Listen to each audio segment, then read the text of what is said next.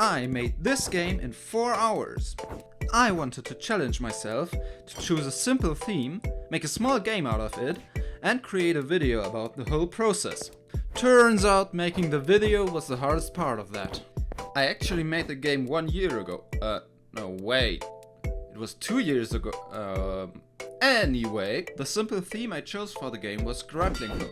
Somehow I managed to never actually work with raycasting. I don't know why, but I just don't really pick up new tools. Instead I use everything I already know to patch something together myself. Yeah, don't ask me why. I don't know myself, but I'm getting better. But for this game I finally had to pick up raycasting. The other option would have been to create my own raycaster, which would actually be pretty much in line with how I work. Well, so I finally started creating the game. First I created a simple movement script. Then I used raycasting from the player to the mouse cursor direction to detect the intersection with the ground tiles and saving that 2D point to the player script. Now I only created a joint to anchor the player to, and grappling hook done. Well, not quite. I still needed to figure the joint out, which I first did by trying to edit the joint with code myself, disregarding the pre-existing joint variations from Unity. As I said, pretty much in line for me to just brute force code stuff instead of using pre-existing tools. But I'm learning. Once I came around to try the existing joint variations, the grappling hook was completed. Now I had to think of the actual gameplay I wanted to create.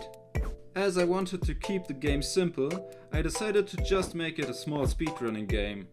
That meant I needed an obstacle, and as I'm totally unoriginal, I decided to use the obvious spikes of death. Also I needed checkpoints and the finish line, which all were simple enough as I only needed to check for the hitbox of the player, touching their respective hitboxes, and do the appropriate thing to the player. Kill, set respawn, or finish the game. Now I only had to add the timer and death counter to the UI, create a few levels, and give the game to a few friends to play. Should not be more than a few minutes of playtime. Okay, turns out you can't really see the actual difficulty of your own game. My friends needed up to an hour for a level that takes me 5 minutes at most, and around 1 minute actually trying.